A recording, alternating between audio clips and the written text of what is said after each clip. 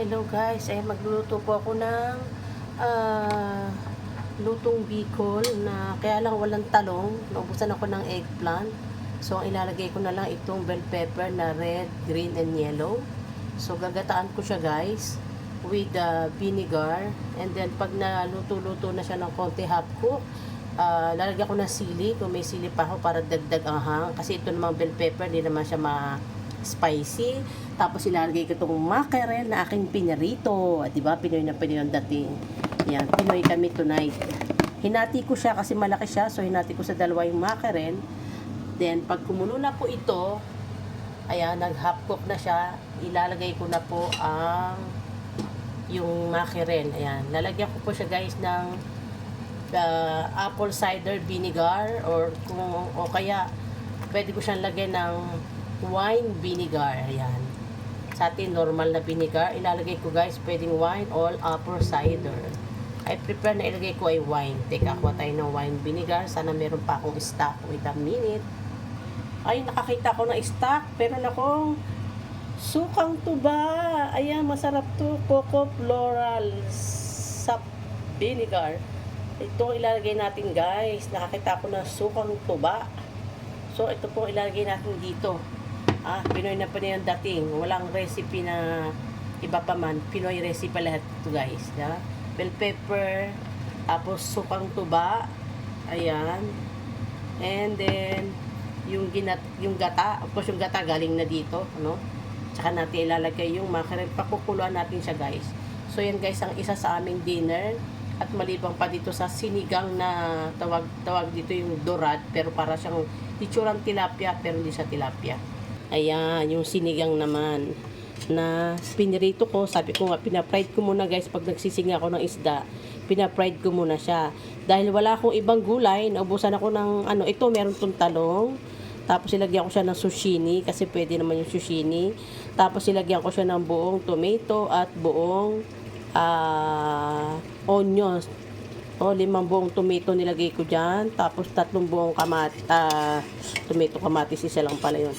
Onions, ayan. Buo ko silang nilagay. So, ayan guys, ang ating ulam mamayang gabi. Pinoy na Pinoy ang dating. Ayan. Ito, meron siyang talong. Dapat, naubusan pala ako ng talong, naluto ko na pala.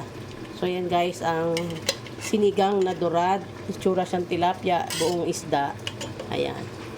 Kumukulo na po ang ating, ang ating bell pepper. Ayan. Kumukulo na siya. So, lagay na natin yung gatang tuba, sukang tuba. Yan guys, lalagyan natin siya ng half of cup ng sukang tuba. Ayan. Tuba, ayan. Para masarap. Yun. Ginataan natin na. Actually, yung pinagprituhan ko ng isda guys, diyan ko na rin siya nilagay. Para meron siyang konting oil. Ayan. So, ayan. Maganda yung coconut na nilagay ko. Coconut milk. Maganda yung nilagay ko. So, lalagyan na natin guys yung titimplahan ko muna siya. Ayan, nilagyan ko ng asin. Asin na lang. Lagay natin ng panimpla. Salt. Ayan. Dapat to guys, meron siyang eggplant or talong. Kaso naubusan ako at tinatamad ako lumabas. Okay na yan.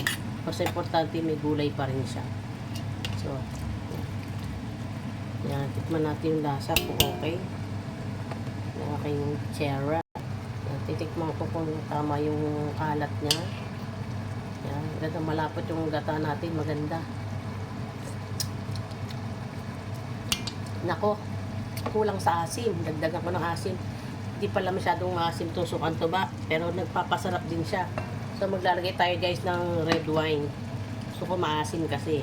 Ay, naubusan po tayo ng red wine. So ilalagay ko na lang itong white wine. White wine ito guys. Ayan, bam blanc. White wine ang ilalagay ko. Naubusan po ako. So ito na ilalagay ko para malasing-lasing kami ng konti. Bam blanc or white wine. Ayan, white wine ibig sabihin niya. So, ito ilalagay ko. Lalagyan ko lang siya ng mga kalahating bote. Ayan. Ayan. Kalahating boteng white wine. More. Ayan. Kalahating bote na ba? Kalahating bote na. Pwede na yan. Ayan. Nilagyan ko ng siling labuyo. O, diba? Lagyan ko siling labuyo. Para masarap-sarap.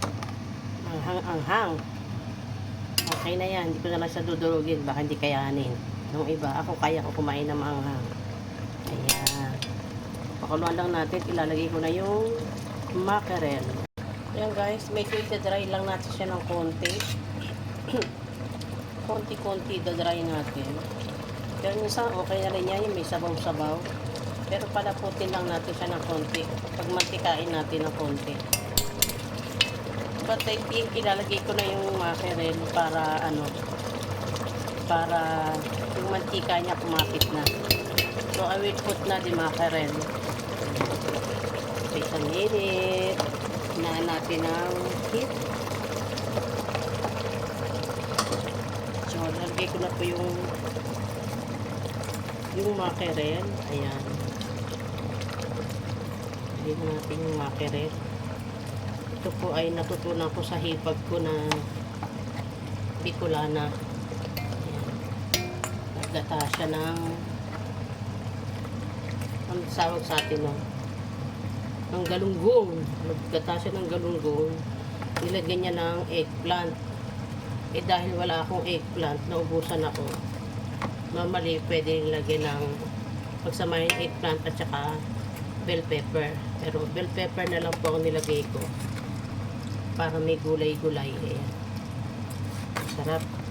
Ayan. Yung ating ginataan na bell pepper with mackerel. Ayan. Mackerel. So, yan po ang aming dinner mamayang gabi. Tsaka yung kanilang sinigang na parang tilapia siya. Pero, hindi siya tilapia. Isda nila dito yun. Pareho ng tilapia. Ganun na ganun. Pero ano siya sa hindi ko alam sa tubig tabang di siya nakukuha. So yan guys, malapot na. Yan ang ating ginataang bell pepper na may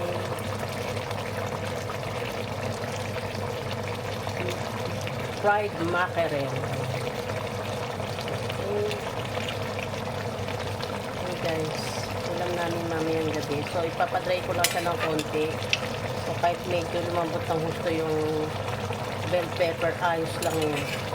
Kasi medyo malutong-lutong pa siya. Medyo idadry ko siya ng konti. Para idadry ko siya ng konti para mas masarap. Diba mas masarap yung medyo dry-dry na ginataan. Ayan ako, pinapried ko muna yung fish. Kahit pag magsisigang ako ng isda, pinapried ko muna siya. Pagka magsisigang naman ako ng mga meat para sa kanila, nilalaga ko muna ng unang laga, tapos tinatapon ko yung sabaw. Saka kulit pa kukuluan. Ganun naman ako magsinigang ng pork or ng beef, ganyan. But this time yung fish, lagi ko siyang pinapried. Para kahit naluto na siya guys, medyo crispy pa siya. Diba? So medyo idadry lang natin siya ng konti. Mamayang gabi, masarap na to kasi tumipas ng ilang oras. After 2 hours, magdi-dinner na rin kami. Ayan. Okay. 2 hours, magdi-dinner na rin kami.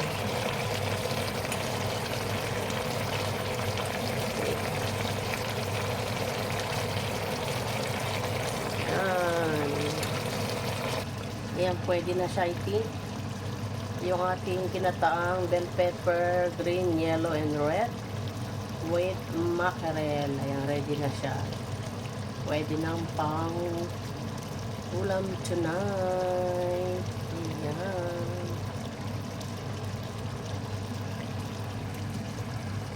Ayan, ito natin siya.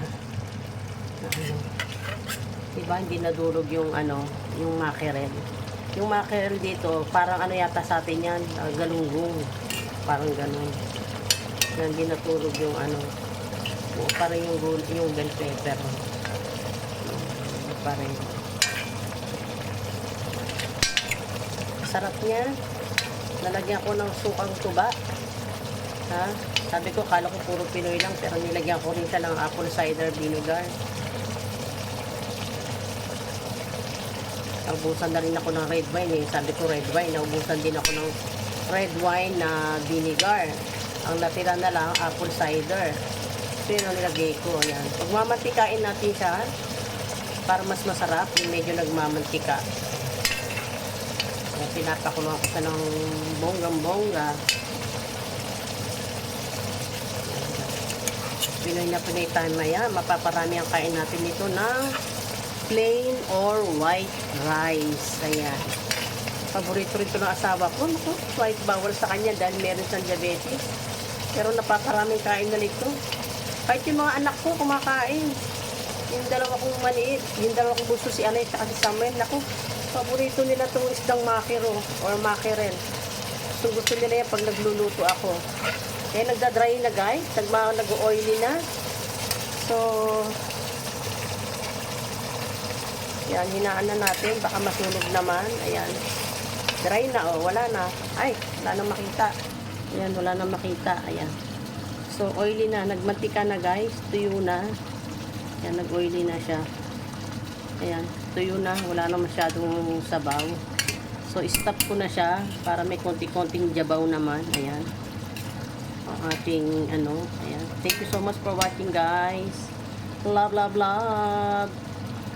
Thanks for more. Don't forget to share. Ayan. Pag ka makalimutan, ito pala aking sinigang na dorad or yung isda na parang tilapia. Sinigang ko naman siya guys. Ayan. Kanina pinakita ko na to yan. Pinride ko rin siya. Tapos ilagyan ko siya ng sushini. Nilagyan ko ng buong 5 tomato wrap or tomato yung nakakabit pa siya. Hindi huway-huwalay. At saka 3 buong sibuyas. Yan. Nilagay ko dyan. Tapos sushini at talong. Yan guys, yun ang pinakagulay ko rito pag naubusan ako yan. Nilalagay ko sushini at talong. Yan. So, puro isda ang ulam natin. Sinigang na dorad at binataang mackerel na may bell pepper. Ayan. So guys, thank you so much for watching. Bye-bye.